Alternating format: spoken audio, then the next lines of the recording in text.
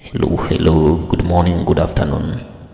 Today we want to talk about a scandal that has been on our televisions, radios for the past 1 week, and it has been talked about by different politicians, leaders, and rather journalists. So this is about the fertilizer scandal that was whistleblowed by majorly by General Allan Namu. Those who doesn't know, General Allan Namu is a Kenyan journalist who has worked as a reporter, news anchor, editor, and producer, and as a trainer to many upcoming journalists and media professionals. So majorly is a investigative journalist. So he has talked about the fertilizer scandal, and before we continue, maybe we can watch this together and make a conclusion. When I speak about the question of trust, that we become such a low trust society, and looking at this through the lens of fertilizer, if you were to draw back, right, and look at the kinds of scandals and scams that have been taking place, there is a deliberate systemic effort to undermine trust in almost every institution that we have in this country. 2018 to 2020, we had some of the worst cases of money laundering and money faking and gold faking in this country. You know, the CBK has a surveillance unit, for the kind of currency that we have. That was directly, impacting the confidence that investors have in our currency, right? We are now talking about food security through fertilizer. We have Kenyans asking questions about the quality, the veracity, the provenance of our food. Governments think that they are held together by laws, by force, by everything.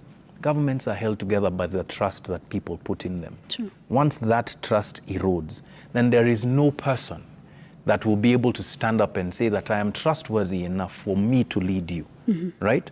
We will have rulers who are rulers of the ashes. And I'm not trying to be a harbinger of doom or anything, but I'd wish that we take this seriously enough and look, even if it's not for us, but for future generations, who are they going to rule over if nobody trusts the government that they're supposed to vote for? My real and very deep concern with this issue is that it is being handled as a PR disaster, not a food security disaster, which is what it is, right?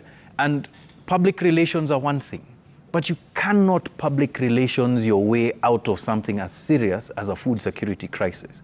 We have been blessed with good rains. We have great soil. If we are to believe the same Ministry of Agriculture, uptake of fertilizer has gone up by, what were they saying? Was it 200,000 bags or something in that order? Then it means that we are primed to have the best kind of harvest over a long period of time, and then further bolster our food security.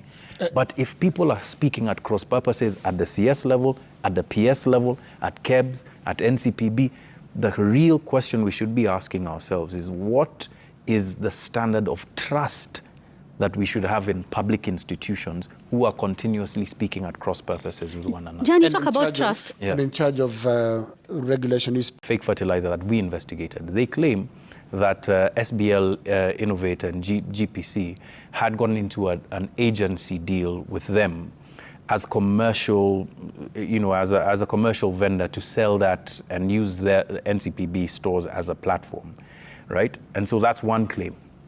Obviously, we have our own questions about that. On the farmers that you've just seen, these are the ones that NCPB now claims is, fertilizer under the subsidy program. So what they're trying to do is to disaggregate and and say that the one that you investigated, it's not even under the subsidy program, etc., etc.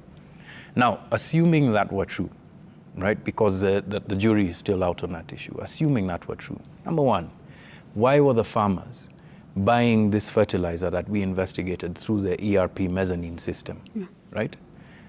Number two, as was asked by the chair of the Senate committee who we sat before, how were the proprietors of these companies getting paid?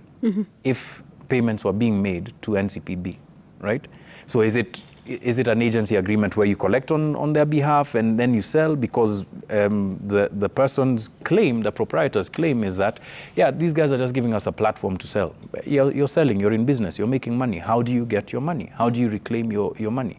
There are a number of unanswered questions about this issue. And speaking, let me put my hat as a journalist aside for a moment and say this as a Kenyan. This is not a political issue. Every one of us has a meal, at least one meal in a day. We owe our lives, our livelihoods to farmers. We owe our livelihoods to the people who toil, like those gentlemen that you saw. That this would be so casually treated by people as high up as a cabinet secretary tells you something about the amount of disdain that they have for common folk in this country. These are the people who feed us. Let me ask you a question. If you went to Sankara today and had whatever, sumptuous, expensive meal put in front of you, and you were eating in a kibanda, would you know where the fertilizer came from? You wouldn't. The provenance of our food is really dependent on the credibility of our fertilizer, the processes that our farmers go through. And so you could just as well get ill from eating food in an expensive restaurant that was not treated with the right fertilizer at the farm than you would in a kibanda where we supposedly eat, unsafe food, supposedly. This is the problem. This is the crux.